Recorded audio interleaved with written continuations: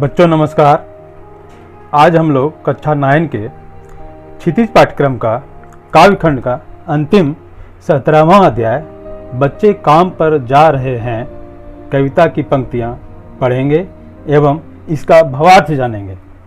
इसको हम 6 छंदों में बांटकर तैयार किए हैं, जिसका प्रथम छंद है कोहरे से ढकी सड़क पर बच्चे काम पर जा रहे हैं सुबह सुबह।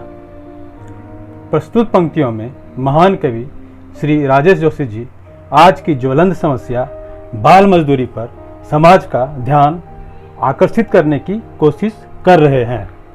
उनका कहना है कि सुबह सुबह जबकि बहुत ठंड है, सड़क कोहरे से भरा हुआ है, जबकि जवान आदमी भी ठंड से ठिठुर रहा है, तब इतने छोटे छोटे बच्चे काम पर जाने के लिए क्यों मजबूर हैं? जबकि इन बच्चों की उम्र तो अभी पढ़ने लिखने एवं खेलने कूदने की है। कोई बच्चा कारखाने में काम करने के लिए मजबूर है, तो कोई चाय के दुकान में काम करने के लिए विवश है।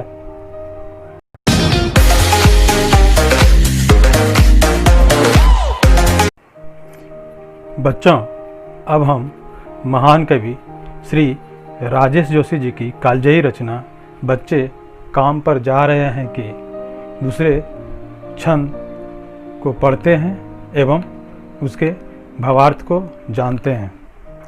बच्चे काम पर जा रहे हैं हमारे समय की सबसे भयानक पंक्ति है। यह भयानक है, इसे विवरण की तरह लिखा जाना चाहिए, इसे सवाल की तरह। काम पर क्यों जा रहे हैं बच्चे? इन पंक्तियों में कवि कह रहे हैं कि बाल मजदूरी अभी की समय की सबसे ज्वलंत समस्या है और समाज के लिए भयानक है। इस बात को सरलता और विस्तार में केवल लिखा पढ़ा जाना और भी खतरनाक है। इसे समाज एवं दुनिया से प्रश्न की तरह से ही पूछना ज़्यादा मुनासिब होगा कि आखिर इन छोटे छोटे बच्चों को पढ़ने लिखने खेलने कूदने के उम्र में काम पर क्यों जाना पड़ रहा है।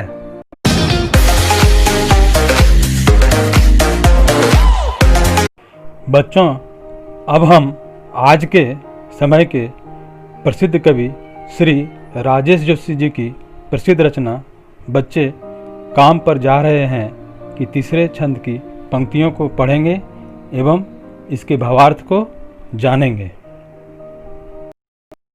क्या अंतरिक्ष में गिर गई है सारी गेंदें? क्या दीमकों ने खा लिया है सारी रंग बिरंगी किताबों को? क्या काले पहाड़ के नीचे दब गए हैं सारे खिलौने? क्या किसी भूकंप में ढह गई हैं सारे मदरसों की इमारतें? इन पंक्तियों में कवि भीषण ठंड में छोटे छोटे बच्चों को काम पर जाते देख हताशा एवं निराशा में कई सारे प्रश्न समाज एवं दुनिया से करते हैं। जैसे, क्या दुनिया में खेले जाने वाली सारी गेंदें आकाश में खोकर खत्म हो गई है? क्या बच्चों की सारी पढ़ाई जाने वाली दुनिया की किताबें दीमकों का भोजन बन गया है? क्या दुनिया के सारे खिलौने बच्चों के लिए खत्म हो चुकी है या किसी काले पहाड़ के नीचे दब गए हैं? क्या इन बच्चों को पढ़ाने वाले मदरसे एवं विद्यालय भूकंप में टूट चुके हैं? क्या इन बच्चों के लिए कुछ भी नहीं बचा है जो ये पढ़ाई लिखाई एवं खेल कूद छोड़कर सुबह सुबह काम पर जाने के लिए विवश हैं?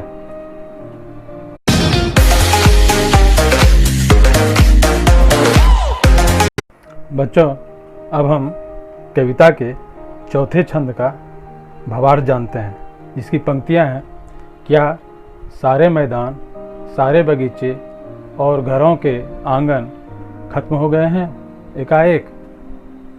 प्रस्तुत पंक्तियों में बाल मजदूरों के प्रति कवि के हृदय में उठने वाली दर्द का पता चलता है। इन पंक्तियों में सवाल उठाते हुए कवि सारी दुनिया एवं समाज से पूछते हैं कि क्या बच्चों के खेलने की सारी जगह खत्म हो चुकी है?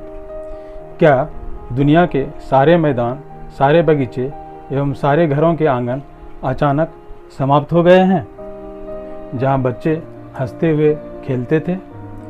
क्या इन बच्चों का संसार लुट गया है, जिसके कारण ये विवश होकर सुबह सुबह कोहरे भरी ठंड में काम पर जा रहे हैं?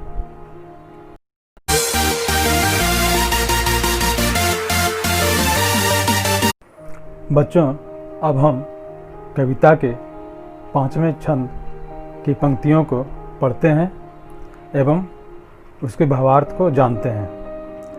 तो फिर बचा ही क्या है इस दुनिया में? कितना भयानक होता अगर ऐसा होता। भयानक है, लेकिन इससे भी ज़्यादा यह कि हैं सारी चीज़ें हस्ब मामूल। इन पंक्तियों में कवि कहते हैं कि बच्चों की जब पढ़ने लिखने, खेलने कूदने, हंसी खुशी की सारी वस्तुएं खत्म हो चुकी हैं, तो फिर बच्चों के लिए इस दुनिया के रहने या ना रहने का मायने ही नहीं बचा है। कवि को यह दुनिया तब और ख़तरनाक दिखने लगता है जब बच्चों की सारी पढ़ने लिखने, खेलने कूदने की सारी वस्तुएं दुनिया में यथावत मौजूद रहते हुए भी बच्चे काम पर जाने के लिए विवश हैं। कवि के अनुसार बचपन, खेलकूद, पढ़ाई लिखाई एवं बच्चों के विकास का समय होता है। इस वक्त उन पर कोई बोझ या जिम्मेदारी देना उनके भविष्य के लिए तो खतरनाक है ही, साथ ही साथ समाज और देश के लिए भी खतरनाक साबित होता है।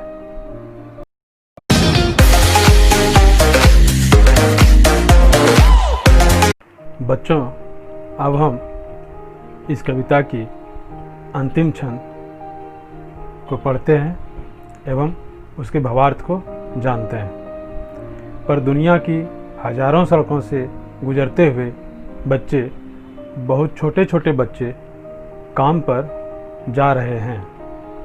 इन पंक्तियों में कवि यह कहना चाहते हैं कि बच्चों की सारी खेलने कूदने, पढ़ने लिखने की सामग्रियों के मौजूद रहने के बावजूद सारी दुनिया में हजारों सड़कों से चलते हुए छोटे छोटे कम उम्र के बच्चे अपने अपने काम पर जाने के लिए विवश क्यों हैं। इसलिए उन्होंने हमारे सामने यह प्रश्न उठाए हैं कि काम पर क्यों जा रहे हैं बच्चे। अपनी इस कविता में कवि ने बाल मजदूरी एवं बाल श्रम पर अपना क्रोध व्यक्त किए हैं और इसको एक वैश्विक समस्या बताते हुए इसका वैश्विक स्तर पर समाधान खोजने की बात कवि कहते हैं। धन्यवाद।